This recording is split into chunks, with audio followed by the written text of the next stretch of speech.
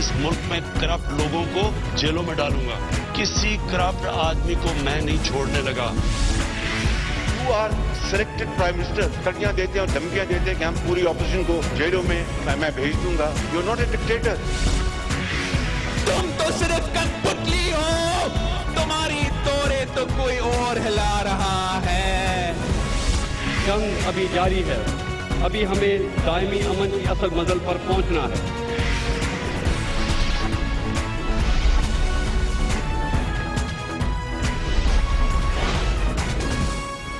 आप देख रहे हैं खबरों, तबसरों और तज्जियात पर मबनी पाकिस्तान का सबसे मोतबर न्यूज शो दुनिया, कामरान खान के साथ। अस्सलाम वालेकुम, मैं हूँ कामरान खान।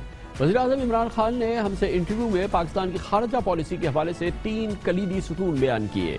उसमें सबसे अहम फैसला जो वज़ीर-ए-आज़म ने पूरी दुनिया को सुनाया था वो ये था कि पाकिस्तान का ये हतमी फैसला है कि चीन पाकिस्तान का अजीम तरीन अव्वल दोस्त है और अजीम तरीन अव्वल दोस्त रहेगा।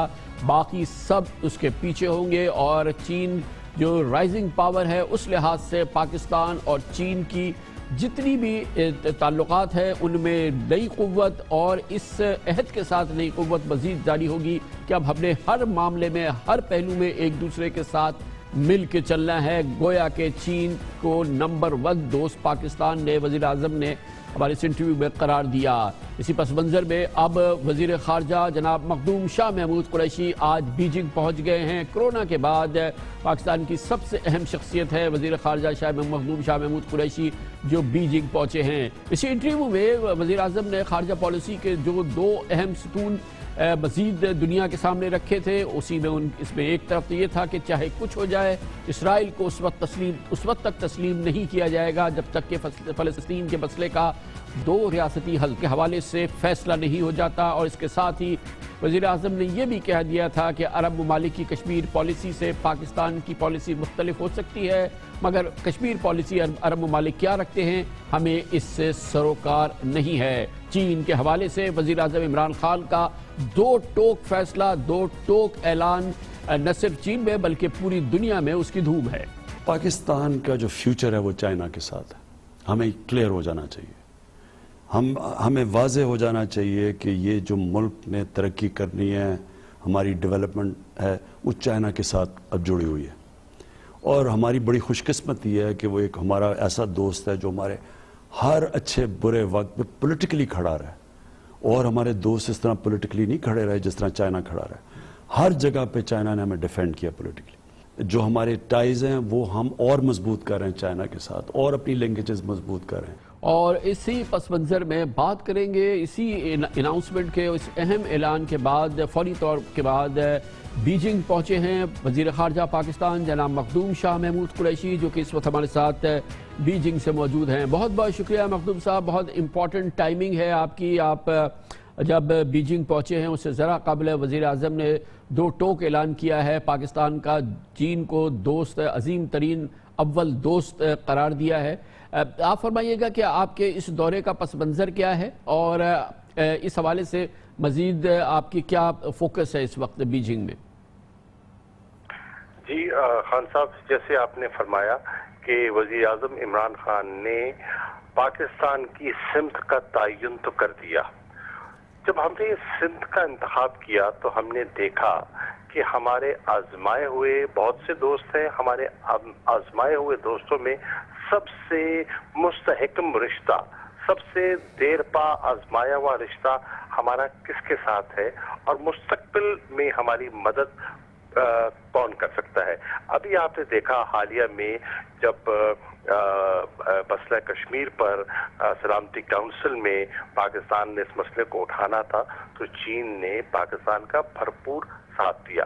अब ये जो दौरा है, इस दौरे का जो पस मंज़र है वो ये है कि आपके खित्ते में अहम तब्दीलियां रूनुमा हो रही हैं। आप देख रहे हैं कि अफगानिस्तान में जो अमन का अमल है, जो रिकन्सिलिएशन का प्रोसेस है वो आगे बढ़ रहा है और चीन का उसमें एक रोल है और इस सारे जो पॉलिटिकल सेटलमेंट और पीस प्रोसेस में चीन की हमें हिमायत हासिल है। اور ریجنل قوتوں کے ساتھ ساتھ امریکہ کی تائید کے ساتھ ساتھ چین کا بھی جو وزن ہے وہ پاکستان کی اس کاوش اور کوشش میں ہمارے ساتھ ہے. آپ نے دیکھا کہ پچھلے 1 سال میں جو مقبوضہ جموں و کشمیر کی صورتحال اور اس کے بعد جو چین کا اور ہندوستان کا ایک سٹینڈ آف آپ نے دیکھا، اس پر بھی بہت ضروری ہے کہ ہمارا آپس میں تبادلہ خیال ہو. پاکستان اپنا نقطہ نظر کشمیر پر ان کی خدمت میں پیش کرے، اور جو وہ ہندوستان کے ساتھ ان کے تعلقات میں بڑے عرصے بعد ایک نیا موڑ آیا ہے. آپ نے دیکھا کہ پہلے ایک کوشش یہ بھی تھی کہ معاملات کو گفت و شنید سے سلجھایا جائے، لیکن ہندوستان کی جو ان کی جو ناجائز کنسٹرکشن تھی ایک ڈسپیوٹڈ ٹیریٹری میں، اس سے حالات بگڑے. آپ دیکھ رہے ہیں کہ مشرق وسطیٰ میں بھی ایک صورتحال جنم لے رہی ہے. اس پہ بھی وزیر اعظم کا موقف آپ نے بیان کر دیا.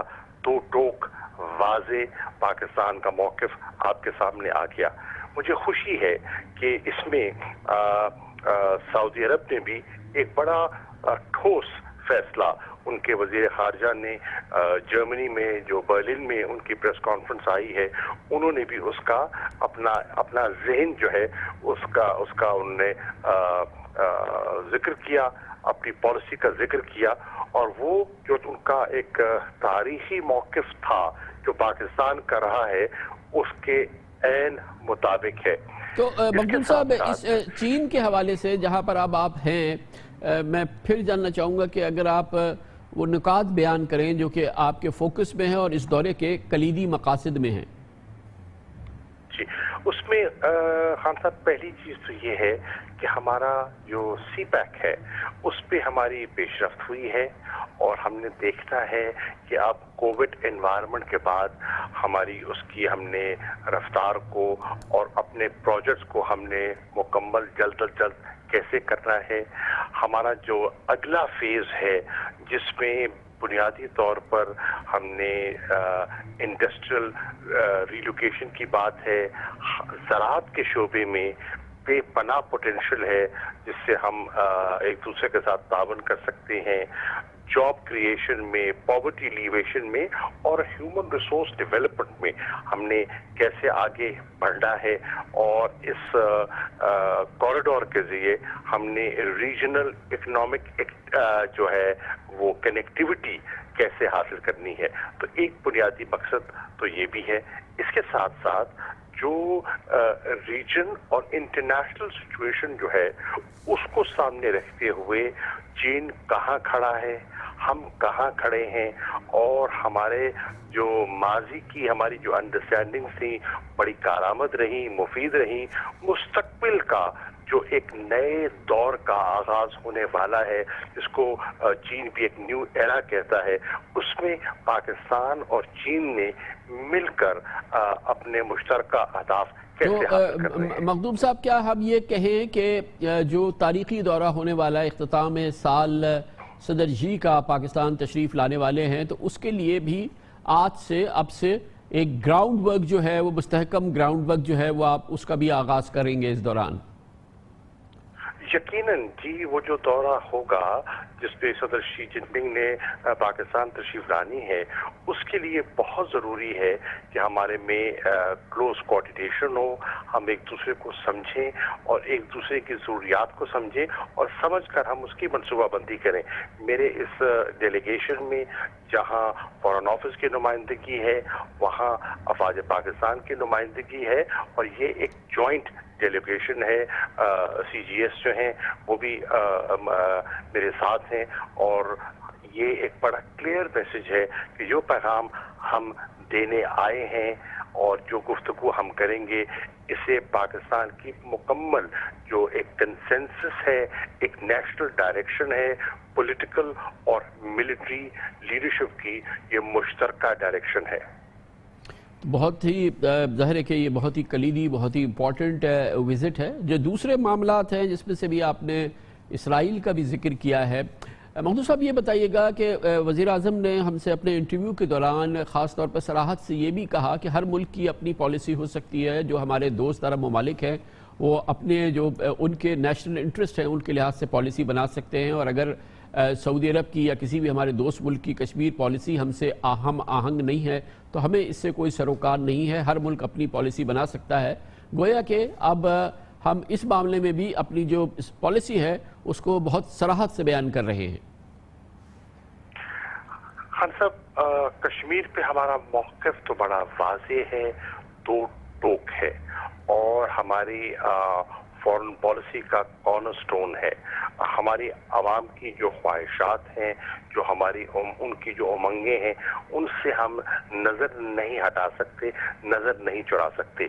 اس کے باوجود میں کہنا چاہوں گا کہ میں بہت پر امید ہوں کہ سعودی عرب کی وزیر خارجہ کی جو میرے سے گفتگو ہوئی تھی کووڈ کے دوران، جو ابھی کچھ عرصہ پہلے ہماری ایک ورچوئل کانفرنس ہوئی تھی کشمیر کانٹیکٹ گروپ پر، اور اس پر جو ہم نے تبادلہ خیال کیا اور ان کا جو موقف تھا، اس پہ مجھے بہت امید ہے کہ ان کا جو سمت ہے، ان کی جو کشمیر پہ پالیسی ہے، وہ ماضی کے ان کے بیانات کے عین مطابق ہے۔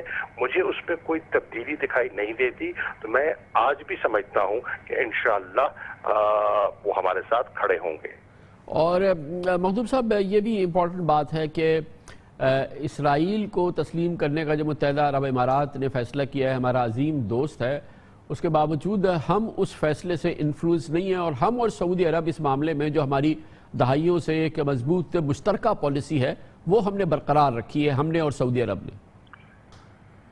جی، ہم نے اپنی پالیسی برقرار رکھی ہے، آپ نے درست فرمایا، اور میرے اندازے کے مطابق مسلم امہ کے بیشتر ممالک جو ہیں، بیشتر ابھی آہستہ آہستہ ان کا موقف سامنے آئے گا۔ پاکستان نے تو بہت واضح کر دیا ہے، سعودی عرب نے بھی واضح کر دیا ہے۔ میری رائے میں بیشتر ممالک جو ہیں ان کا جو پلڑا ہے وہ اسی طرف جھکے گا انشاءاللہ۔ بہت بہت شکریہ، بڑی نوازش۔ جناب مخدوم شاہ محمود قریشی بیجنگ سے ہمارے ساتھ تھے، خارجہ پالیسی کے کلیدی امور پر ہم سے بات کر رہے تھے۔ کمرشل بریک، اس کے بعد ذکر کریں گے وزیر اعلیٰ سندھ مراد علی شاہ، نیب کا گھیرا ان کے گرد تنگ سے تنگ تر، 2 مزید کیسز، روشن سندھ پروگرام کے بعد ٹریکٹر سبسڈی معاملہ اور گندم کی سندھ میں خرد برد کا معاملہ، ان دونوں معاملات پر تیزی سے تحقیقات ہو رہی ہے وزیر اعلیٰ مراد علی شاہ کے حوالے سے۔ اس کی بات کرتے ہیں چھوٹے سے وقت کے بعد۔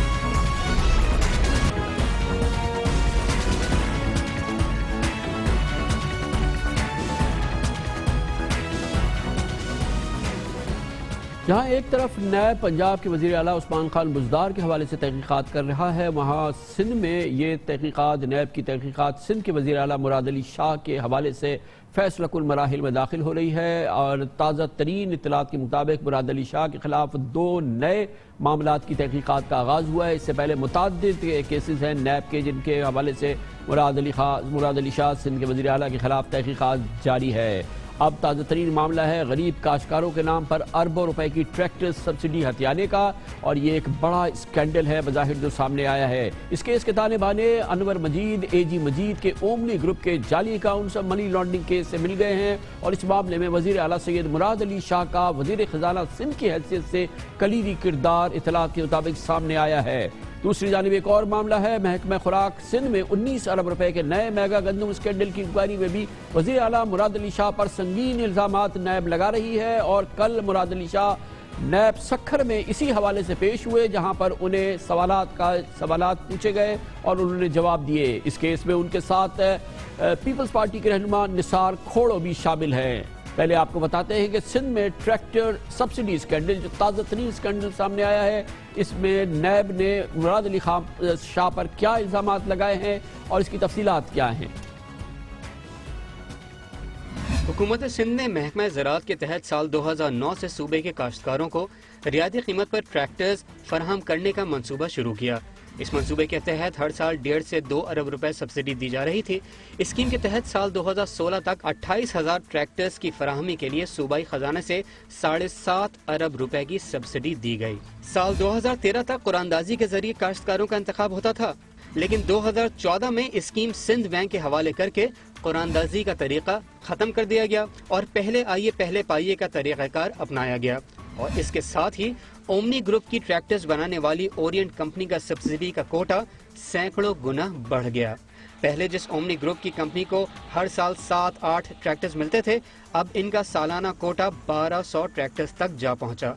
लेकिन नैब तहकीकात में अब इंकशाफ हो रहा है कि जिन गरीब काश्तकारों के नाम पर ये रियायती ट्रैक्टर्स जारी हुए, इनमें से अक्सरियत को इस बात का इल्म ही नहीं। सैकड़ों गरीब मर्द खवातीन काश्तकारों ने नैब टीम्स को अपने बयानात रिकॉर्ड करा दिए। हमें इंसाफ चाहिए, जिसने लिया है उनसे ये बदला लेना चाहिए, उनसे पूछा जाए किसने लिया है, क्यों लिया है। बैंक से पूछें या मुख्ताकार है, तपेदार है, ऐसी उनसे पूछें। जब बाहर छा कया मुंहिंजो केरु ट्रैक्टर जा पैसा भरींदो मानी रोजी खाया साल ते माण्हू ख़ुदा करण ॾियनि ट्रैक्टर जा एॾा टका किथां आणींदुसि। एब जो नोटिस मिलियो आहे, सिंध बैंक में असांजे नाले ते अकाउंट खोलिया विया आहिनि, फेक अकाउंट खोले उन्हनि में जेको ट्रैक्टर जी स्कीम सब्सिडी आई उहे ट्रैक्टर असांजे नाले ते इशू थिया आहिनि, कंहिंखे मिलिया आहिनि। इस ट्रैक्टर केस की मजीद मालूमात हमें शेयर करेंगे हमारे नुमाइंदे खुसूसी इख्तियार खोकर भाई साथ मौजूद हैं। खोकर साहब बताइएगा, ये बिल्कुल नया मामला है और नैब की तहकीकात अब किस मरहले में पहुंच गई है?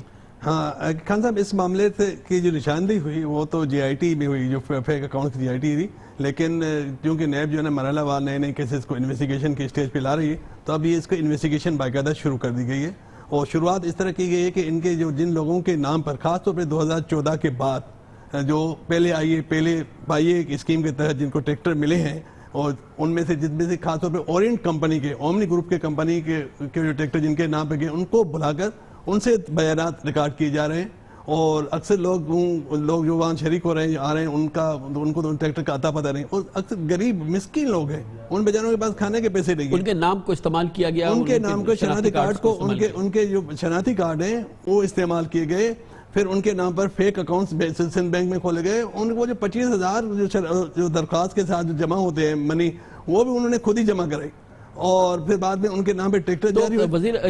वजीर खजाना की हैसियत से मुराद अली शाह साहब पे क्या इल्जाम है? अब ये हुआ कि ये पहले तो कुरानदाजी के जरिए हो रही थी, बाद में 2014 में समरी भेजी महकमा ज़राअत ने, उन्होंने कहा कि जी ये अब टाइम हमारे पास बहुत थोड़ा रह गया है, अगर हम कुरानदाजी के उसमें जाते हैं तो ताख़ीर हो जाएगी और इसलिए हमें अप्रूवल दे दिया, जो पहले आइए पहले पाइए के तहत हम इसकी स्कीम के तहत लोगों को दे दें। तो वो समरी वजीर खजाना के थ्रू CM साहब के पास है, तो एज ए वजीर खजाना उसने इसकी अप्रूवल दी और उसकी तारीफ की, उसकी हिमायत की कि हाँ ये बहुत ज़रूरी है, उसको फौरी तौर पे जो है ना उसके बाद। अच्छा, दूसरा बड़ा मामला जो इस वक्त मुराद अली शाह साहब के हवाले से, वो सक्खर नैब में पेश हुए थे और कल जब उनकी पेशी हुई उसके बाद उन्होंने मीडिया से बात भी की इस हवाले से, तो उसकी तफसीलात आपसे लेते हैं। पहले हम सुन लें कि मुराद अली शाह साहब ने क्या कहा कल।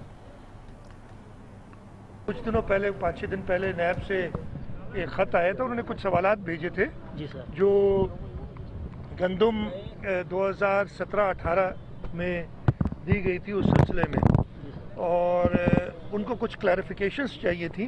क्रेडिट पे वीट दी गई थी और उसकी रिकवरी में जो इशू था उसके बारे में थी। सवाल बेसिकली ये थे कि समरीज कैसे मूव होती है, कॉम्पिटेंट कौन होता है, अप्रूव कैसे करते हैं, मिनिस्टर का क्या पावर है, चीफ मिनिस्टर का क्या पावर है, तो वो सारे कानून आइन में मौजूद हैं। और मुझे जो ऑब्वियसली हम काम तो बहुत करते हैं, लेकिन मैंने जब उसको गौर से देखा तो अल्लाह ताला का शुक्र है कि एक एक चीज़ आइन और कानून के मुताबिक हुई भी है। प्रॉब्लम ज़रूर है कि जो कुछ रिकवरी हो नहीं सकी लोगों से।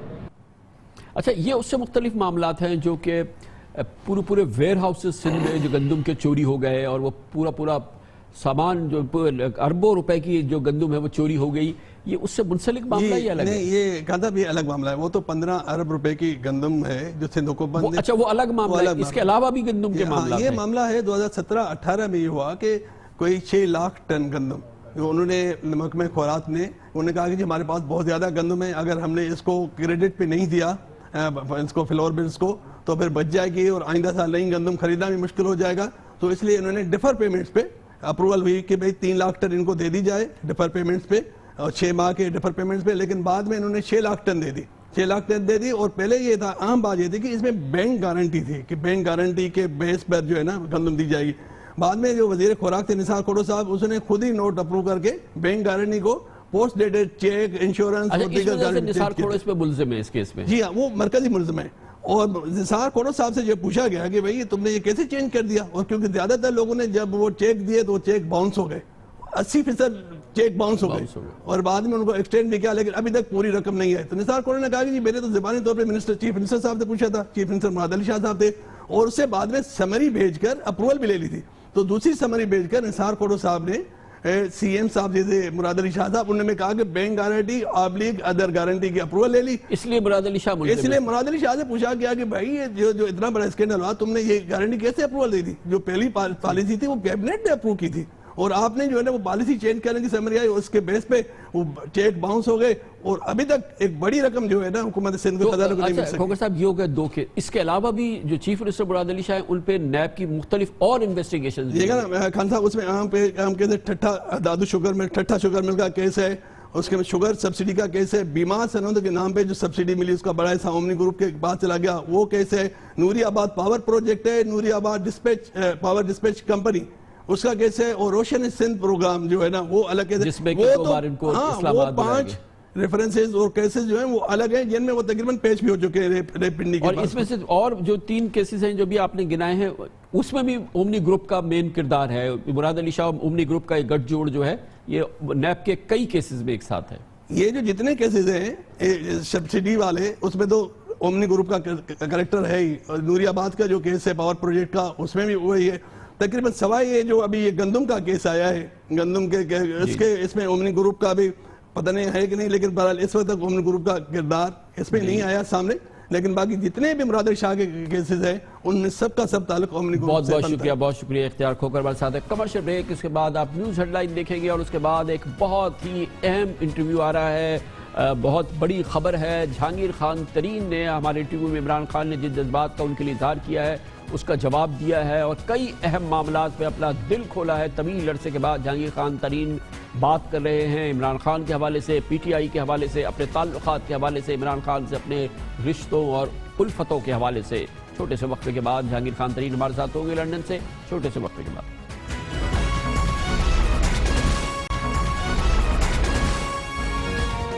آپ دیکھ رہے ہیں خبروں, تبصروں اور تجزیات پر مبنی پاکستان کا سب سے معتبر نیوز شو دنیا, کامران خان کے ساتھ.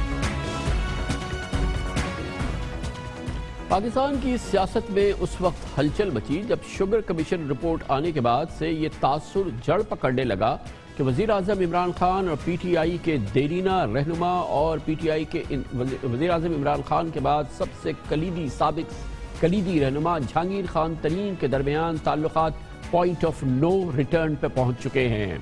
لیکن پرسوں وزیر اعظم عمران خان سے جو ہمارا تفصیلی انٹرویو ہوا, اس میں پہلی بار وزیر اعظم نے پبلکلی جناب جہانگیر خان ترین کے حوالے سے گفتگو کی, اور اس گفتگو کے نتیجے میں اس تاثر کی نفی ہوتی نظر آئی کہ جہانگیر ترین اور جناب عمران خان کے تعلقات irreparably ڈیمیج ہو چکے ہیں, یعنی کہ وہ ہمیشہ کے لیے خراب ہو چکے ہیں, پوائنٹ آف ریٹرن آ چکا ہے. کیونکہ جب جہانگیر خان ترین کا ذکر میں نے کیا تو وزیر اعظم عمران خان کی آواز میں ایک درد تھا جو نمایاں تھا, جو تمام پاکستانیوں نے دیکھا. جذبات میں مغلوب نظر آئے عمران خان, اور انہوں نے جہانگیر خان ترین کو اپنی سیاسی جدوجہد کا سب سے بڑا ساتھی اور اپنا قریبی دوست قرار دیا. پہلے تو میں یہ کہوں کہ جہانگیر جو میری سٹرگل تھی پچھلے 7-8 سال میں, جو میرے ساتھ جس نے سب سے محنت کی تھی وہ جہانگیر ترین ہے.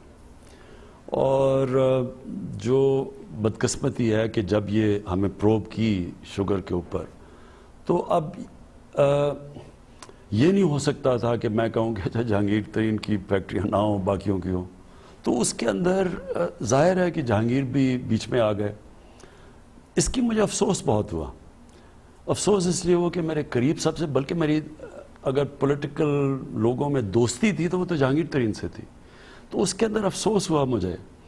یہ تو مجھے ایسے ہے جس طرح میری زندگی میں بڑے مشکل فیصلے تھے, تو اس طرح کے آپ کو فیصلے کرنے پڑتے ہیں لیڈرشپ پہ. اس فیصلے کے پس منظر کے حوالے سے بھی وزیراعظم عمران خان نے بہت ہی دلچسپ بات کی اور تسلیم کیا کہ جہانگیر خان ترین کا چینی کاروبار، جو چینی مل مالکان ہیں، جو پاکستان میں مل مالکان ہیں، ان میں یقیناً سب سے منظم ہے۔ انہوں نے کہا کہ کوئی شک نہیں کہ جہانگیر خان ترین کی شوگر مل دوسروں سے بہت آگے ہے۔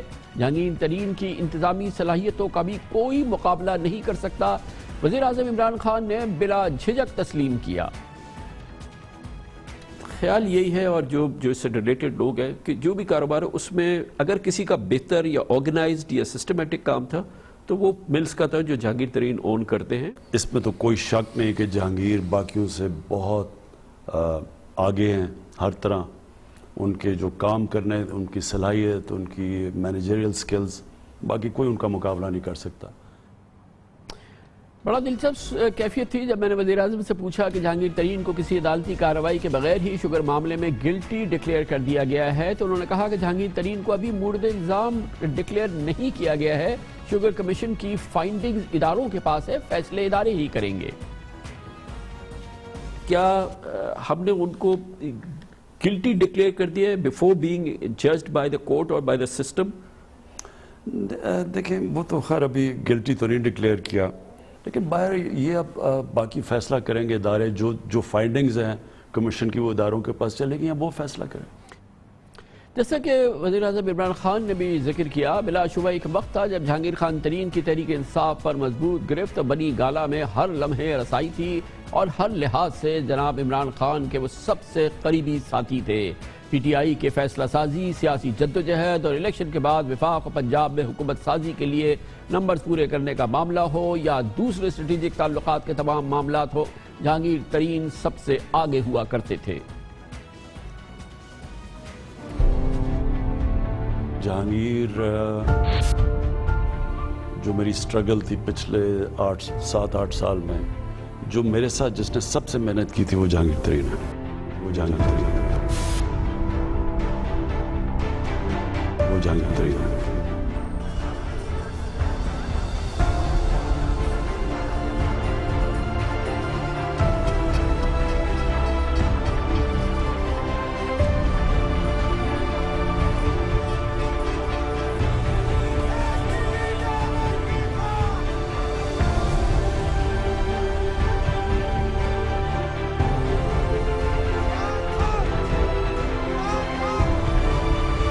جو میرے ساتھ جس نے سب سے محنت کی تھی وہ جہانگیر ترین ہے،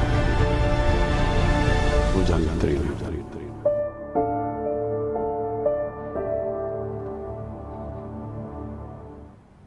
مگر حالات ایک سے نہیں رہتے۔ دلچسپ بات ہے کہ جہانگیر ترین نے چینی کا کاروبار وہ کہ پی ٹی آئی بلکہ سیاست میں آنے سے پہلے شروع کیا تھا، لیکن پی ٹی آئی میں جہانگیر ترین کے حامی اور مخالفین کے درمیان ایک لکیر کھنچ گئی، اور پاکستان میں جیسا کہ ہوتا ہے ہر سیاسی جماعت میں، ہر گروپ میں، کہ دھڑے بندیاں ہو جاتی ہیں، اور لگتا یہ ہے کہ وہ انہی دھڑے بندیوں کا شاید شکار ہوئے جہانگیر خان ترین۔ لیکن بہرحال ابھی اس حوالے سے کچھ بھی کہنا قبل از وقت ہے، اور دیکھنا یہ ہے کہ وہ نظریاتی الفتیں اور وہ محبتیں جو کبھی جہانگیر ترین اور عمران خان کے درمیان ہوتی تھی، جس کی جھلک ابھی ہم نے آپ کو دکھائی، کیا وہ کبھی واپس آتی ہے، یا وہ تجزیہ جو کہ اس سے پہلے اور موجودہ دور میں کیا جا رہا ہے کہ تمام تعلقات پوائنٹ آف نو ریٹرن پہ پہنچ گئے ہیں، یہ درست ہے یا نہیں، یہ صرف وقت ہی بتائے گا۔ لیکن آج اس پورے پس منظر میں اس انتہائی اہم موقع پہ بات کرنے کے لیے ہمارے ساتھ موجود ہیں، ایک طویل عرصے کے بعد میڈیا سے بات کر رہے ہیں، لندن سے ہمارے ساتھ موجود ہیں محترم جہانگیر خان ترین۔ بہت بہت شکریہ ترین صاحب، آپ نے ہمیں جوائن کیا۔ پہلے تو یہ فرمائیے گا کہ آپ کی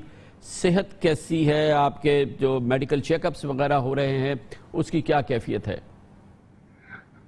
دیکھیں کمال بھائی، آپ کا بہت شکریہ، اور واقعی میں بہت عرصے بعد میڈیا پہ آیا ہوں، اس کی وجہ بھی بتاؤں گا میں کیوں میڈیا سے دور رہا ہوں۔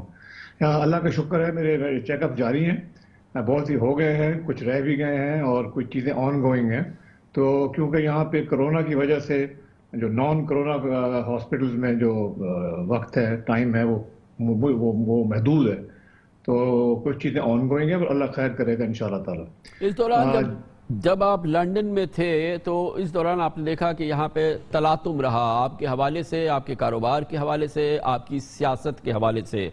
کل پرسوں اس میں ایک بڑی تبدیلی آئی جب پہلی بار جب ہم نے وزیر اعظم عمران خان سے انٹرویو کیا، ہم نے براہ راست آپ کے موضوع پر ان سے بات کی اور یہ پبلکلی پہلی بار وہ پھر انہوں نے گفتگو کی، اور اس میں آپ نے دیکھا کہ ان کے جذبات جو تھے وہ بہت ہی ڈیپ جذبات تھے، جو آپ کے ساتھ ان کا رشتہ رہا ہے، تعلق رہا ہے، محبت رہی ہے، اس کی بڑی زبردست عکاسی کی وزیر اعظم نے۔ آپ کو اپنا سب سے قریبی ساتھی، اپنی جدوجہد کا سب سے کلیدی شخصیت انہوں نے قرار دی، مگر اس کے باوجود آج جو حالات ہیں وہ ہیں۔ یہ دیکھیں، ایک تو مجھے بہت ہی خوشی ہوئی جب میں نے عمران خان صاحب کی یہ کلپ دیکھا، اور مجھے بہت حوصلہ بنا اس طرح سے کہ جو یہ تاثر لوگ دے رہے تھے کہ عمران خان صاحب جو ہیں وہ بالکل بھول گئے ہیں جو ہماری رفاقت رہی ہے، تو وہ تو پروو ہو گیا کہ ایسی بات نہیں ہے۔ دیکھیں، یہ ان کی بھی بڑائی ہے کہ انہوں نے یہ باتیں کی، مگر میں آپ کو یہ بات بتاؤں کہ ہمارا بڑا تعلق تھا، جو ہم نے اکٹھے اسٹرگل کی ہے وہ آپ لوگ بھی جانتے ہیں، پارٹی کے لوگ بھی جانتے ہیں، مگر اس کی جو گہرائی ہے وہ صرف میں اور عمران خان جانتے ہیں، اور جو ان کے تاثرات ہیں، جو ان کے جذبات ہیں، میں ان کی مرر کرتا ہوں ان کو، کہ دکھ ان کو بھی ہے، دکھ مجھے بھی ہے۔ اور یہ ایک بہت عجیب سی بات ہے کہ یہ افسوسناک بات ہے کہ یہاں تک ہم پہنچے ہیں، مگر جو ہم نے اسٹرگل کی، آپ یاد کریں کہ ہر چیز میں، مطلب شروع کریں تو جہاں سے پارٹی کو بنانے میں عمران خان صاحب کی لیڈرشپ، پناما میں، جوڈیشل کمیشن میں، ہم 2 آدمی تھے جو اکٹھے ہوتے تھے، روز روز جا کے وہاں پہ کام کرتے تھے۔ تو یہ چیزیں بھولنے والی نہیں ہیں، مجھے بہت یاد آتی ہیں وہ چیزیں، اور مجھے افسوس بہت ہے کہ یہ بیچ میں یہ دراڑیں پڑ گئی ہیں، مگر میں آپ کو یہ بھی بتا دوں، مجھے یقین ہے کہ جس طرح کی گہرا تعلق میرا اور عمران خان صاحب کا تھا، یہ دراڑیں بھی ایک دن ختم ہو جائیں گی، کیونکہ میں اس یقین کی وجہ بتائیے، کیوں آپ یا صرف یہ ایک نظریاتی سوچ ہے، یا آپ کی ایک آپ کی خواہش ہے، یا یہ کہ اس کی کوئی وجہ ہے جو آپ کہہ رہے ہیں کہ یہ دراڑیں ہیں مگر یہ پر ہو جائیں گی آپ کی اور عمران خان کے درمیان؟ دیکھیں، خواہش بھی ہے بالکل، مگر مجھے یقین اس لیے ہے کیونکہ یہ شوگر کمیشن کی رپورٹ کی وجہ سے یہ سارا کچھ ہوا ہے، ایسے انہوں نے خود بتایا۔ شوگر کمیشن کی رپورٹ جو ہے وہ ایک فیئر رپورٹ نہیں ہے، میرے اوپر جو الزامات لگائے گئے ہیں وہ بالکل ہی عجیب سے ہیں، اور ان کا کوئی تعلق نہیں ہے چینی کی قیمت بڑھنے پہ۔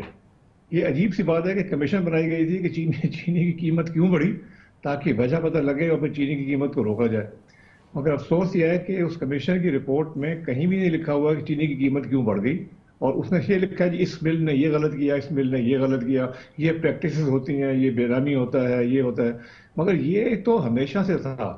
جب قیمت 50 روپے تھی پھر بھی انڈسٹری میں یہ سب گڑبڑیں تھیں۔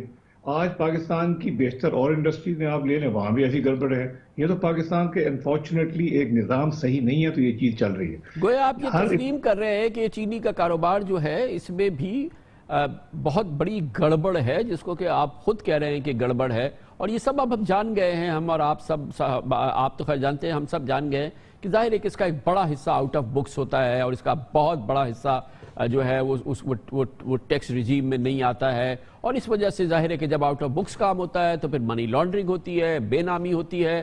گویا کہ یہ جو کاروبار ہے اس کا ایک بڑا حصہ جو ہے وہ یقیناً بہت ہی مشکوک ہے، اس کو ہم بلیک کاروبار بھی کہہ سکتے ہیں۔ آپ مس انڈرسٹینڈ کر گئے ہیں، میرا کہنے کا مطلب یہ ہے کہ پاکستان میں جو سیکٹر ہے نا، آپ کا ریٹیل سیکٹر ہے، ہول سیل سیکٹر ہے، وہ ریگولیٹڈ نہیں ہے، وہ ٹیکس نیٹ میں نہیں ہے۔ وہ لوگ ٹیکس کے اپنا نام نہیں دیتے، وہ کسی اور کا نام دے دیتے ہیں جب آپ ہم سے مال خرید رہے ہوتے ہیں، یہ ہماری غلطی نہیں ہے۔ اس کے علاوہ ہر کاروبار میں بلیک شیپس بھی ہوتے ہیں اور اچھے کاروبار کرنے والے لوگ بھی ہوتے ہیں۔ اب آپ یہ ڈبل بکس کی بات کر رہے ہیں، ضرور ہوتی ہوں گی کن لوگوں کی، میں نہیں کہہ سکتا، مگر یہ میں آپ کو یقین دلاتا ہوں کہ میرے پاس نہ کوئی ڈبل بکس ہے، نہ کوئی اور چیز ہے، یہ تو بالکل ہی غلط قسم کی بات ہے۔ تو یہ اس کو آپ چھوڑ دیں، سائڈ پہ رکھ دیں۔ میں اس لیے یقین ہے مجھے کہ یہ حالات بہتر ہو سکتے ہیں، کیونکہ چینی کی جو کمیشن کی رپورٹ ہے، جو انکوائری ہو رہی ہے، اگر وہ ادارے اس کو فیئر طریقے سے کریں گے تو میں سرخ روح ہوں گا انشاءاللہ تعالیٰ۔ اچھا، تو یہ جو آپ کا یقین ہے، یہ اس کی بڑی دلچسپ بات یہ ہے کہ اس کی ریفلیکشن میں نے جب عمران خان صاحب سے میرا انٹرویو ہو رہا تھا اس میں بھی میں نے دیکھی، جب انہوں نے بہت زور دے کے کہا کہ جہانگیر ترین کا کاروبار سب سے اچھا ہے، وہ سب سے زیادہ آرگنائزڈ کام کر رہا ہے۔ ہم ایک بار پھر سن لیتے ہیں عمران خان صاحب کا آپ کے کاروبار کے حوالے سے کیا کہنا تھا۔ ख्याल यही है और जो इससे रिलेटेड लोग हैं कि जो भी कारोबार है उसमें अगर किसी का बेहतर या ऑर्गेनाइज्ड या सिस्टमेटिक काम था तो वो मिल्स का था जो जहांगीर तरीन ओन करते हैं। इसमें तो कोई शक नहीं कि जहांगीर बाकियों से बहुत आगे हैं हर तरह, उनके जो काम करने, उनकी सलाहियत, उनकी मैनेजरियल स्किल्स, बाकी कोई उनका मुकाबला नहीं कर सकता। तरीन साहब, मुझे लगता ये है कि तासुर ये है कि शायद हुकूमत और वज़ीर आज़म इमरान खान का आप पर बेपनाह एतमाद था बहुत सारे मामलात में, कलीदी मामलात में, लेकिन जो ज़राअत के मामलात थे उसमें आप पर बड़ा उनका कलीदी एतमाद था। और फिर उस एतमाद के पस मंज़र में जिस तरह से चीनी की कीमतें बढ़ी, और क्योंकि एक तरफ आप पॉलिसी में भी थे, दूसरी जानिब आप कारोबार से भी मुंसलिक थे, और फिर जिस तरह से कीमतें बढ़ी तो लगा ये कि आपका जो कॉन्फ्लिक्ट ऑफ इंटरेस्ट था, जहाँ पे आप पॉलिसी में शरीक थे, जो अब आप हुकूमत को मशवरा करते थे, और जब चीनी की कीमतें बढ़ी तो उसकी वजह से ये जो है वो फिर मसाइल पैदा हुए और यकीनन हुकूमत दबाव में आई, वज़ीर आज़म दबाव में आए, और फिर उसके नतीजे में जो कुछ हुआ वो हमारे सामने है। और शायद वज़ीर आज़म ये समझते हैं कि वो बिट्रे हुए हैं इस पूरी सूरत हाल में। देखिए, ये जो प्राइम मिनिस्टर ने आपके प्रोग्राम में जज्बात का इजहार किया था, ये मेरे से प्राइवेटली व्हाट्सएप की पर भी कई दफ़ा शेयर हो चुका है, हमारी इसमें बातें हो चुकी हैं। और ये बात आप सही कह रहे हैं कि उनको ये बताया गया है कि ये किसी तरीके से मैं इसमें किसी तरह इन्वॉल्व था। मगर मैं आपको अर्ज़ करना चाहता हूँ कि ये चीनी की कीमत बढ़ी थी जनवरी के एंड में 5 या 6 रुपये बढ़ी थी, इसकी कोई पॉलिसी डिसीजन नहीं हुई थी उस वक्त। और ये जो एक्सपोर्ट का फैसला हुआ था, ये मैं तो उसमें इन्वॉल्व ही नहीं था, ये तो ECC ने किया था असद उमर साहब की सरबराही में। अभी भी रज़ा दाऊद साहब पिछले हफ्ते TV पे कह रहे थे कि एक्सपोर्ट का फैसला बिल्कुल सही हुआ था, उस वक्त सरप्लस था। तो ये मेरे से इसका कोई ताल्लुक नहीं है। और ये सब्सिडी जो है, ये सब्सिडी तो पिछले 5-6 साल से दी जाती है, क्योंकि पाकिस्तान में गन्ने की कीमत जो है, सपोर्ट प्राइस, वो ऊंची फिक्स्ड है, इसलिए चीनी यहाँ महंगी बनती है। तो ये एक रूटीन था, और तो इसमें से किसी को ये नाजायज़ कोई पॉलिसी मेकिंग में फ़र्क नहीं पड़ा। और ये बताएं आप मुझे कि फिर आटे और गंदम में क्या हुआ? वहाँ तो ना मेरा कोई ताल्लुक है ना कुछ है। तो वहाँ के ऊपर तरीन साहब, ये बताइएगा कि अब इस वक्त तो हम और हुकूमत और अवाम बहुत ही मुश्किल सूरत हाल में, क्योंकि आज कराची में चीनी की कीमत 110 रुपए किलो हो चुकी है। पाकिस्तान में एवरेज 105, 110, 115 रुपए किलो चीनी बिक रही है, जो कि यकीनन एक गरीब आदमी के लिए, एक आम पाकिस्तानी के लिए एक बहुत ही मुश्किल तकलीफ दह सूरत हाल है। प्राइम मिनिस्टर इमरान खान के लिए, उनकी हुकूमत के लिए तासुर ये है कि शुगर मिल मालिकान ने उस शुगर कमीशन का जो तहकीकात हुई है उसका बदला लिया है, जिसके नतीजे में चीनी की कीमतें अब उस लेवल तक पहुंच गई हैं जो कि हालिया सालों में हमने कभी देखी नहीं। और फिर इसी दौरान हमने देखा है कि गेहूं की कीमतें भी बढ़ गई है और आटा भी बहुत ज़्यादा महंगा हो गया है। आपका अनपैरेलल्ड एक्सपीरियंस है इन तमाम मामलात में। पाकिस्तानी ज़ाहिर है आप हैं मुहिब्बे वतन उतने ही जितना मैं हूँ या इमरान खान है। आप बताएं कि ये क्या हो रहा है, आपके तजुर्बा क्या कह रहा है, आपकी मालूमात क्या कह रही है, ये जो आटे चीनी की कीमतें हैं इसके पीछे क्या है? देखिए, बहुत सीधी सादी बात है। कीमतें जो होती हैं ये कमोडिटीज़ हैं, ब्रांडेड तो नहीं है ना, ये कमोडिटीज़ हैं। अब इनकी कीमतें डिपेंड करती हैं सप्लाई और डिमांड पे। अब आप गंदम से शुरू करें, पहले मैं चीनी पे भी आऊँगा। गंदम अभी आई है, क्रॉप मई और जून में हार्वेस्ट हुआ है, और 1 महीने बाद कीमत यहाँ पे, 2 महीने बाद यहाँ पे पहुँच गई है। गंदम का सबसे बड़ा मसला ये था कि हुकूमत पाकिस्तान ने और प्रोविंसेस ने ज़रूरत से ज़्यादा गंदम प्रोक्योर कर ली। इनके पास आप हैरान हो जाएंगे ये सुन के कि 6 लाख टन का स्टॉक था जो पिछले साल से कैरी ओवर था। तकरीबन 65 लाख टन इन्होंने और ख़रीदा, यानी कि 72 लाख टन का स्टॉक हुकूमत के पास मौजूद था मई के महीने में। और सारा का सारा जो गंदम थी, जो फ्लावर मिल वाले थे, उनको नहीं लेने दी। वो हमेशा 10-15 लाख टन गंदम लेते थे कंट्रोल रेट पे, और उससे फिर आटा सस्ता बिकता था। उनको बाहर निकाल दिया, उनको लेने नहीं दी, खुद सब प्रोक्योर कर लिया। अब मेरा सवाल ये है कि 72 लाख टन गंदम थी मई में, इस वक्त 60 लाख टन गंदम मौजूद है और कीमतें कंट्रोल में नहीं है। ये होल्डर गवर्नमेंट है अनफॉर्चुनेटली, अनविटिंगली, उनको समझ नहीं आई, गलत पॉलिसी से होल्ड सबसे ज्यादा गवर्नमेंट कर रही है। इसकी बड़ी सिंपल सोल्यूशन है, आप मार्केट में फेंकें गंदम को। इस वक्त जितनी पंजाब रिलीज कर रहा है 15,000 टन डेली, उसको आप 30,000 कर दें, 35,000 कर दें। सिंध को कहें वो भी रिलीज करें। आपका मसला हफ्तों में, बल्कि एक हफ्ते के 10 दिन में ठीक हो सकता है। اور اگر آپ سمجھ رہے ہیں کہ یہ ہماری گندم ختم ہو جائے گی دسمبر جنوری میں، تو آپ وہ امپورٹ کر لیں. اس وقت 2.5 لاکھ ٹن پرائیویٹ سیکٹر کی ایل سیز کھلی ہوئی ہیں جو اکتوبر میں آئیں گی. اس وقت ای سی پی کا ٹی سی پی کا ٹینڈر ہو گیا ہے 1.5 ملین ٹن کا، وہ بھی اکتوبر سے لے کے دسمبر تک آئے گا. تو اصل مسئلہ تو آج سے لے کے وسط اکتوبر تک ہے. تو ان 1.5 مہینے میں 2 مہینے میں آپ کھل کے اپنے ذخائر کا استعمال کریں. یہ آپ نے رکھے ہوئے کیوں ہیں؟ 60 لاکھ ٹن گندم کس کے لیے رکھی ہوئی ہے انہوں نے؟ اس کو مارکیٹ میں پھینکیں اور اس کو ریپلیس کریں ود امپورٹڈ اسٹاک. جو اگر 1.5 ملین ٹن کافی نہیں اور منگا لیں. ٹائم ہے. چینی کا بتائیے ترین صاحب، چینی کا بتائیے جو کہ آپ کا براہ راست کاروبار ہے. لاسٹ میں بتا دوں، فیصلے کرنے پڑتے ہیں ٹائم پہ، ادروائز یہاں پہ جو کام چل رہا ہے نا unfortunately too little too late. ہمیشہ فیصلہ دیر میں کرتے ہیں، پھر وہ چھوٹا فیصلہ کرتے ہیں. بولڈ ہونا چاہیے، be bold and do this. چینی کا ایگزیکٹلی یہی بات ہے. چینی کی پرائس کیوں بڑھی ہے؟ کیونکہ مارکیٹ میں ایک تاثر ہے کہ چینی شارٹ ہے. تو یہ تاثر آج کا نہیں ہے، یہ تاثر 3 مہینے پہلے یہی تاثر تھا. اس وقت تک مارکیٹ کی قیمت نہیں بڑھی تھی اتنی زیادہ. اس وقت حکومت کو چاہیے تھا کہ 5 لاکھ ٹن چینی فوری طور پہ امپورٹ کرتی، اور مارکیٹ کو جب پتہ چلتا ہے کہ 5 لاکھ ٹن چینی آ رہی ہے، مارکیٹ کبھی نہ بڑھتی. سپلائی اینڈ ڈیمانڈ ایک جو ہوتی ہے اس کو آپ کو اس کو مینیج کرنا پڑتا ہے، اور حکومت کا کام ہے کہ وقتی طور پہ فیصلے کرے. میں اگر ہوتا نا اس وقت، میں گارنٹی کرتا ہوں کہ میں یہ واویلا کرتا کہ آپ فوری طور پہ گندم اور چینی امپورٹ کریں. مگر افسوس یہ ہے کہ ہمارے ہاں ڈر اور خوف کی یہاں پہ بہت وجوہات. وزیر اعظم نے جیسے ہم سے کہا، حکومت کا یہ رائے ہے، خیال ہے کہ ہولڈنگ ہو رہی ہے بڑی، اور جیسے کہ انہوں نے کہا کہ کیونکہ پنجاب میں ہم واچ کر رہے ہیں تو جو پنجاب کے ملرز ہیں وہ اپنے سٹاکس اب سندھ میں جا کے ذخیرہ کر رہے ہیں، اور یقیناً وہ اس شوگر سٹاکس کو روکنا چاہتے ہیں، ہولڈ کرنا چاہتے ہیں، جس کی وجہ سے یہ قیمتیں بڑی ہیں اور 110 روپے کلو چینی ہو گئی ہے.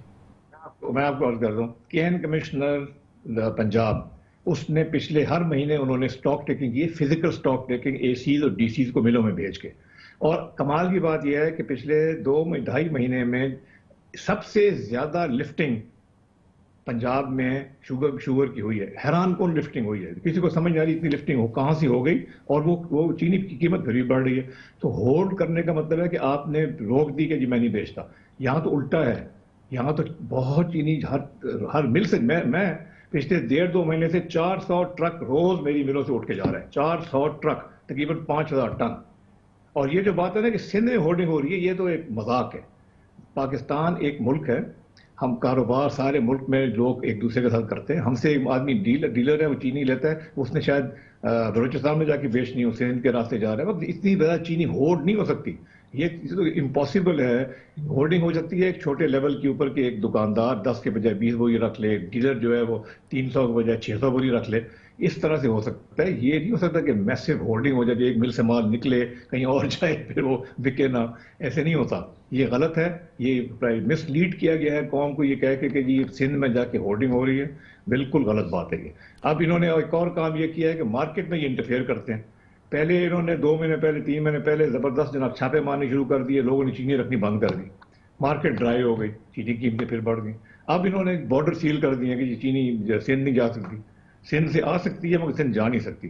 تو اس کے بھی مارکیٹ میں پھر ڈسرپشن ہوئی. اللہ کرے اس وجہ سے قیمت نہ بڑھے ہو. تو مارکیٹ فورسز کو ڈسرپٹ نہیں کرنا چاہیے، ان کو ہیلپ کرنا چاہیے. سپلائی آپ یقینی بنا دیں، میں آپ کو گارنٹی کرتا ہوں کہ یہ قیمتیں نیچے آ جائیں گی. سپلائی آلویز، آپ سپلائی گندم کی سپلائی مارکیٹ میں پھینکیں. چینی آپ کا ٹینڈر ہو گیا ہے، اس کو جلدی منگائیں، مارکیٹ میں پھینکیں. بلکہ زیادہ چینی منگانی چاہیے تھی، انہوں نے 3 لاکھ کا ٹینڈر کم کیا.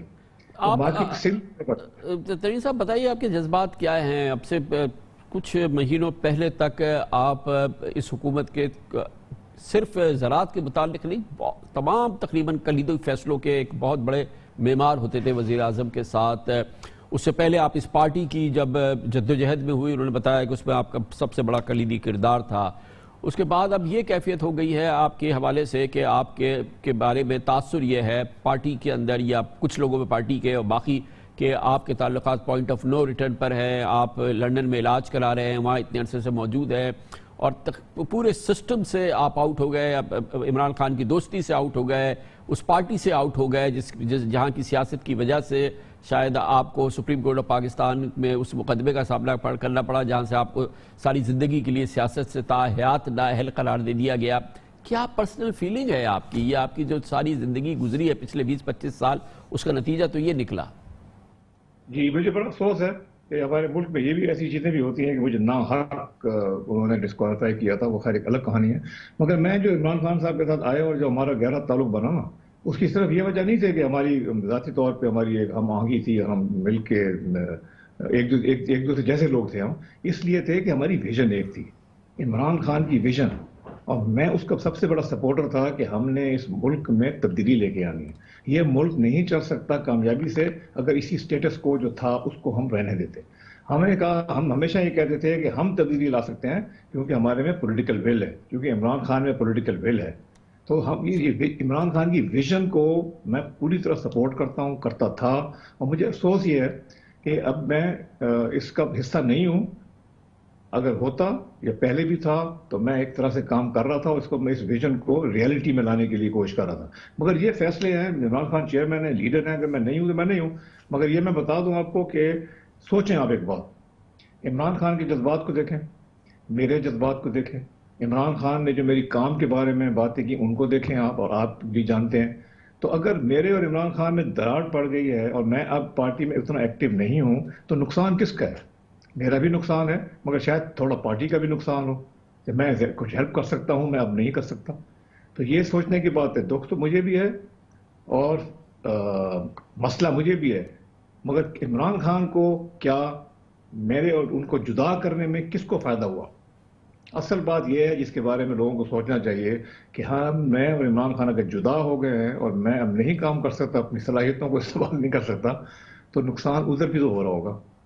تو ترین صاحب، یہ جو خبریں آتی نہیں کہ آپ کیونکہ سخت ناراض ہیں اور بقول آپ کے، اور آپ ظاہر ہے کہ آپ کا خیال یہی ہے کہ آپ کے ساتھ بہت بڑی زیادتی ہوئی ہے، تو پنجاب میں دوسری جگہوں پر جہاں پر آپ کا اب بھی سیاسی انفلوئنس ہے، آپ بیک ڈورز میں کام کر رہے تھے، اور کچھ ایسی بھی خبریں تھیں کہ شاید پنجاب میں آپ پی ٹی آئی کی حکومت کو ڈسلوج کرانا چاہتے تھے دوسری جماعتوں کے ساتھ مل کے.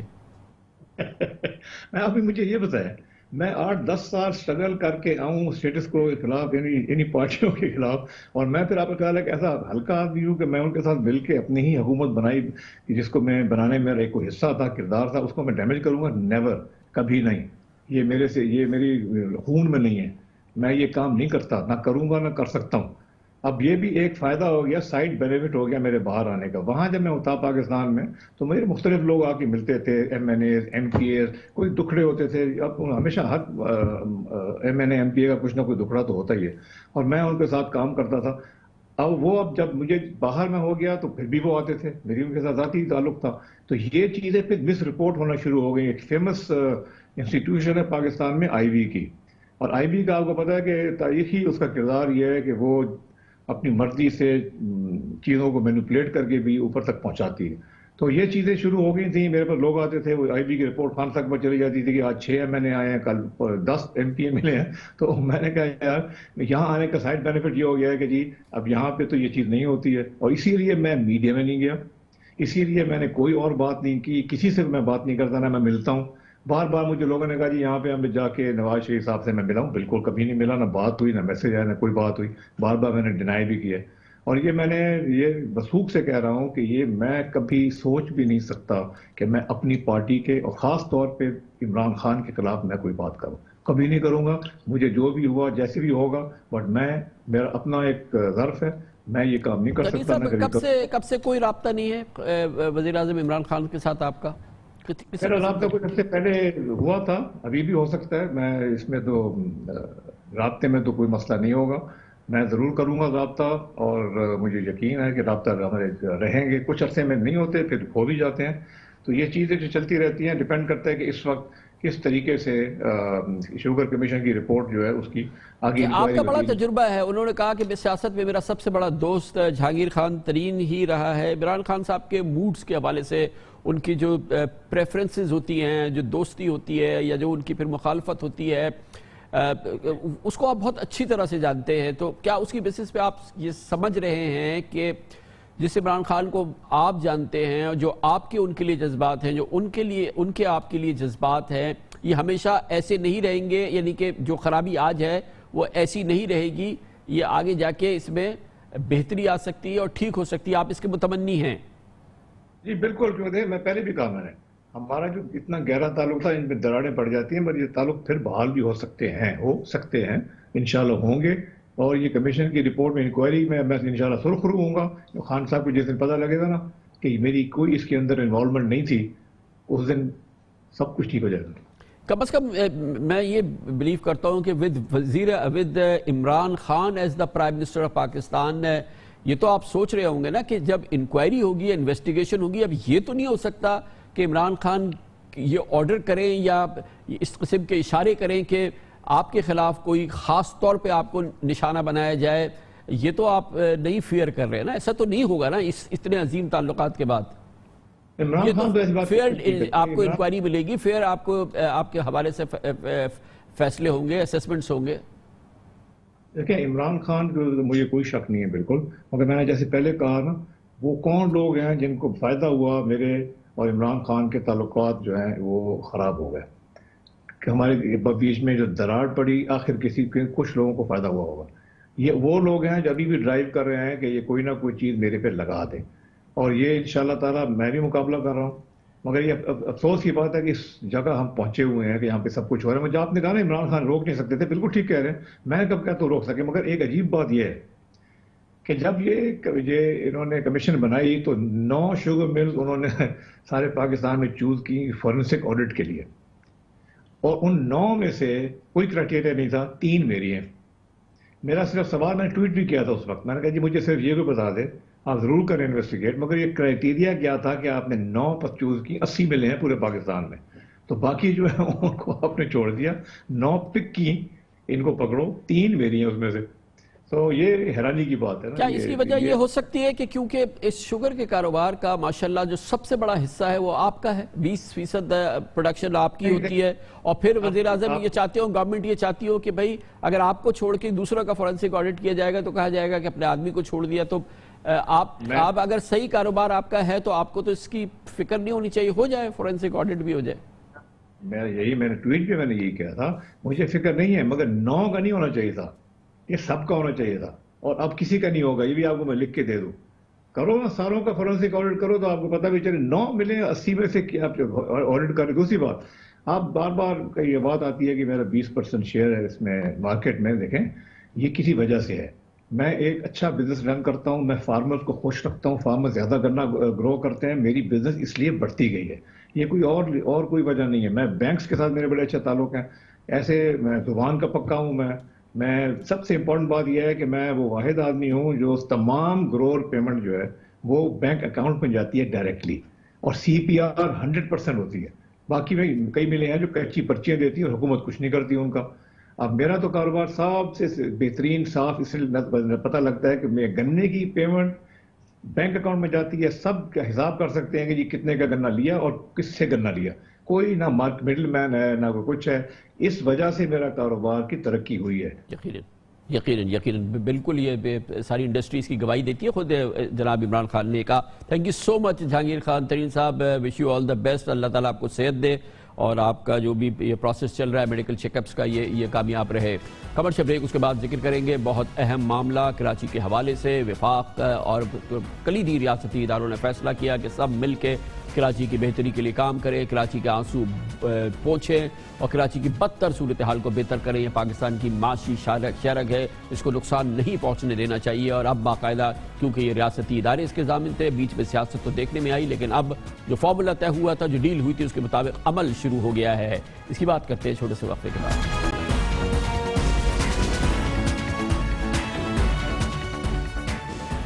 تڑپتے، سسکتے اور لاچار کراچی کے زخم بھرنے کے لیے وفاقی ریاستی اداروں کے اس فارمولے پر عمل درآمد شروع ہو گیا ہے جس کی بنیاد گزشتہ ہفتے کے روز سنیچر کے روز کراچی میں رکھی گئی تھی، اور اسی فارمولے کے تحت وفاق اور سندھ حکومت کی 6 رکنی کوارڈینیشن کمیٹی بھی بن گئی ہے. اس میں اب وفاق سے شامل رہیں گے جناب اسد عمر، علی زیدی اور امین الحق، اور سندھ سے مراد علی شاہ، ناصر حسین شاہ اور سعید غنی. یہ وہی 6 رکنی کمیٹی ہے جس کی اطلاع ہم نے اس پروگرام کے ذریعے اور دنیا نیوز کے ذریعے آپ کو دی تھی، اور اب کیونکہ وفاقی ریاستی ادارے کی چھتری تلے یہ کراچی کے مسائل کے حل کا فیصلہ ہوا تھا، اس پہ عمل درآمد شروع ہو گیا ہے۔ بیچ میں ہم نے سیاست ضرور دیکھی، پیپلز پارٹی کے سلسلے میں کوئی پوزیشن بھی سامنے آئی، لیکن اب تمام معاملات اسی انداز میں، اسی فارمولے اور اسی اسپرٹ کے تحت آگے بڑھ رہے ہیں جو کہ کراچی میں ہونے والے اجلاس میں طے کیے گئے تھے، جس کو وفاقی اداروں کی، سرکاری کلیدی اداروں کی معاونت اور سرپرستی حاصل تھی۔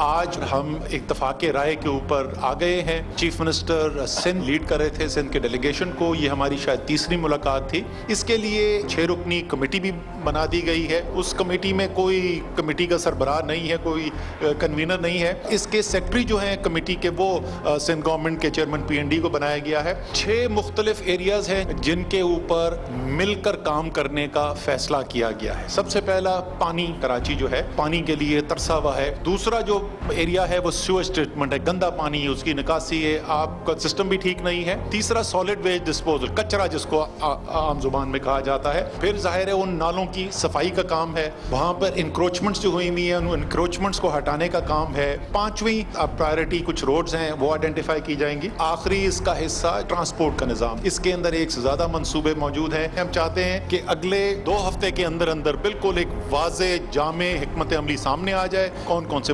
منصوبے ہیں، کس کی ذمہ داری ہے اس میں لیڈ لینے کی، فنانسنگ اس کی کہاں سے آئے گی۔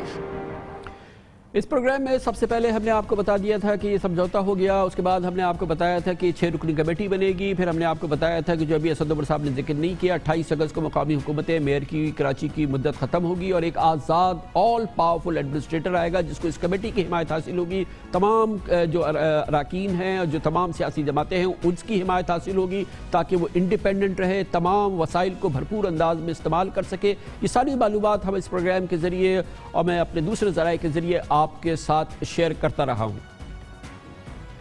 ہفتے کو ایک بہت اہم ملاقات ہوئی جس میں کہ حکومت سندھ کی جانب سے وزیر اعلیٰ سندھ مراد علی شاہ، ان کی کابینہ کے 2 وزراء ناصر شاہ، سعید غنی، وفاقی کابینہ کی جانب سے وزیر اعظم کے نمائندے کی حیثیت سے وزیر منصوبہ بندی اسد عمر، گورنر سندھ عمران اسماعیل صاحب اور جناب علی زیدی اس خاص طور پہ اس میٹنگ میں شریک ہوئے۔ NDMA کے لیفٹیننٹ جنرل محمد افضل بھی اس ملاقات کے اندر شریک ہوئے۔ اس میٹنگ میں یہ بھی ڈیسائیڈ ہوا تھا کہ 28 اگست کو مقامی حکومتوں کی جو ٹرم ہے وہ ختم ہو رہی ہے، اس موقع پہ ایک انڈیپینڈنٹ آل پاورفل ایڈمنسٹریٹر لایا جائے جس میں کہ وفاق اپنی پوری انپٹ دے، صوبے اپنی پوری انپٹ دے، اور پھر یہ کراچی کے حوالے سے جو کلیدی کام ہے وہ کیے جائیں۔ مجھے پتہ چلا ہے وہ یہ کہ پاکستان تحریک انصاف، پیپلز پارٹی اور MQM کا ایک مشترکہ اجلاس ہوا ہے آج، جو ایک طویل اجلاس کئی گھنٹے جاری رہا، جس میں موجود تھے پاک فوج کے ایک سینئر آفیسر، اور جس اجلاس کے نتیجے میں اب یہ طے پایا ہے کہ کراچی میں تمام سیاسی اختلافات کو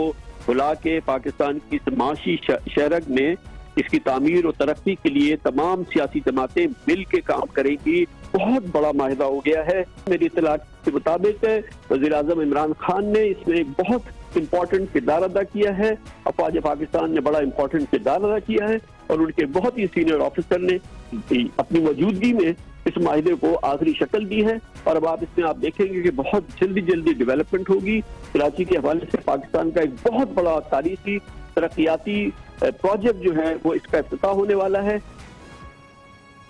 اور یقیناً جب میں نے افواج پاکستان کی معاونت کا اور اس کا کلیدی کردار کا ذکر کیا تو وہ صرف محدود نہیں تھا NDMA کے سربراہ لیفٹیننٹ جنرل محمد افضل تک، یہ بہت وسیع معاملہ تھا، ایک وسیع چھتری تھی اور وسیع معاونت تھی جس کا مقصد یہ تھا کہ پاکستان کے معاشی شہرک کو بچایا جائے، یہاں پر جاری تباہی کو روکا جائے، اور شہر میں تمام سیاسی جماعتیں مل کے قومی اہمیت کے اس شہر کو اور پاکستان کی معاشی شہرک کو بچائیں، اور اس پہ اب باقاعدہ عمل درآمد بھی شروع ہو گیا۔ یہ اچھی خبر ہے، اس کی مزید معلومات ہم نے دیں گے۔ ہمارے ساتھ موجود ہے اس کمیٹی کے اہم رکن MQM پاکستان کے کلیدی رہنما ہیں، وفاقی وزیر انفارمیشن ٹیکنالوجی محترم امین الحق ہمارے ساتھ اسلام آباد سے موجود ہیں۔ بہت بہت شکریہ امین بھائی، آپ نے ہمیں جوائن کیا ہے۔ تو یہ کہنا درست ہوگا کہ وہ جو سنیچر کو کراچی میں اجلاس ہوا اس میں جو تمام معاملات طے ہوئے، بیچ میں ہم نے بہت سیاسی بیانات اور بڑی سیاسی اس میں حدت دیکھی، لیکن میں دیکھ رہا ہوں کہ اس پہ اسی اسپرٹ کے مطابق اور انہی نکات کے مطابق عمل ہو رہا ہے جو سنیچر کو طے کیے گئے تھے۔ بالکل، آپ کامران خان صاحب بالکل صحیح فرما رہے ہیں۔ کہ 2 اجلاس کے بعد جو تیسرا اجلاس کل اسلام آباد میں ہوا، جس میں وفاق کی نمائندگی اور ساتھ ساتھ وزیر اعلیٰ ان کی ٹیم نے صوبائی حکومت کی بھی نمائندگی کی، اور NDMA کے جنرل صاحب بھی موجود تھے. اور میں سمجھتا ہوں کہ کل کی ملاقات اگر دیکھا جائے تو بڑی اوپن مائنڈ اور اوپن ہارٹ کے ساتھ ملاقات تھی، اور دونوں فریق نے ایک طویل ملاقات تھی. اور ان طویل ملاقات میں جو ٹاپ ایجنڈا طے ہوا وہ میرا خیال ہے کہ آپ نے بتایا بھی، ایک جیسے پانی ہے، سیوریج کا نظام ہے، ٹرانسپورٹ ہے، اور سالڈ ویسٹ مینجمنٹ ہے، اور روڈوں کے نظام کو بہتر کرنے کے حوالے سے. میں سمجھتا ہوں کہ یہ بڑے بنیادی مسئلے ہیں کراچی کے عوام کے، شہری سندھ کے.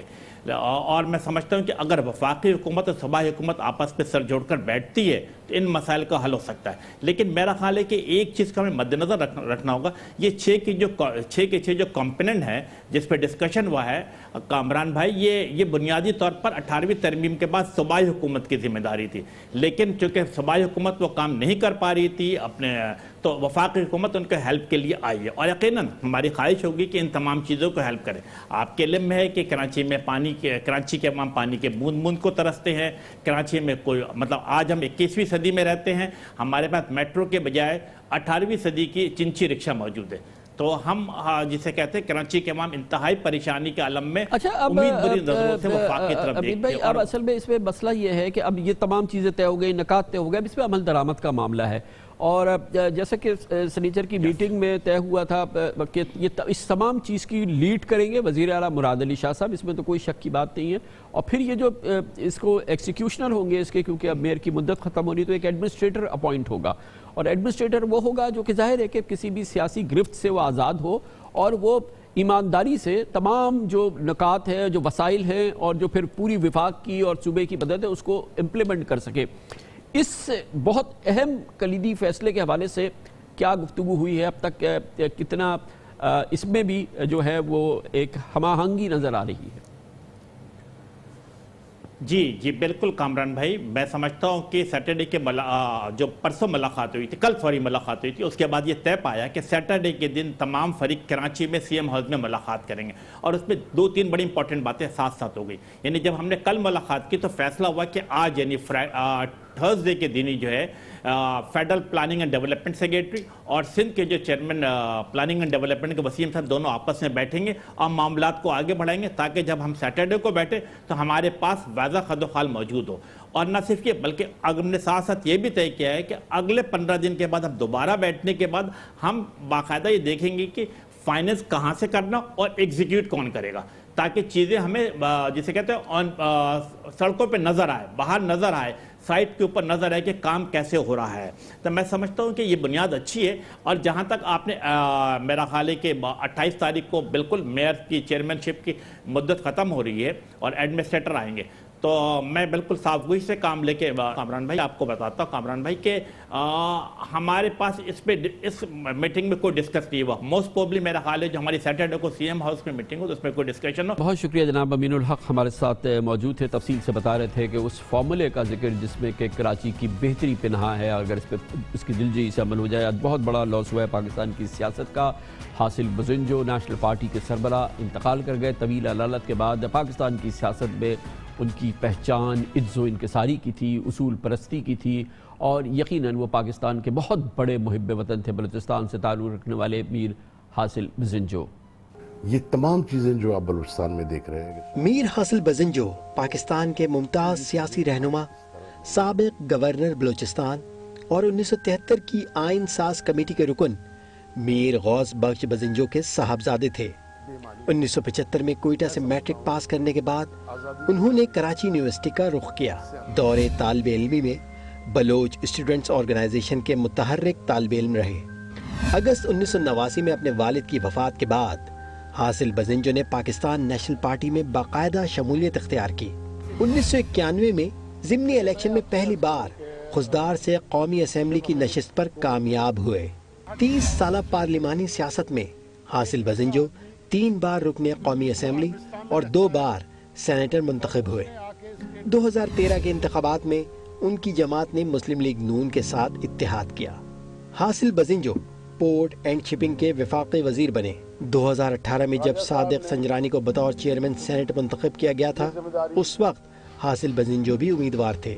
हासिल बजिंजो नजरियाती तौर पर तरक्की पसंद सियासत के हामी होने के बावजूद 90 की दिहाई से मुस्लिम लीग नून और नवाज शरीफ के कट्टर हामी और मजबूत इत्तेहादी रहे। मरहूम की तदफीन उनके आबाई जिला खुजदार में की जाएगी। तमाम चीजों में आजाद हो। साथ ही हमारे आज के प्रोग्राम का इख्तिताम होता है। कल आपसे फिर मुलाकात होगी इंशाअल्लाह। कल तक के लिए कामरान खान को इजाजत। अल्लाह हाफिज़ नासिर।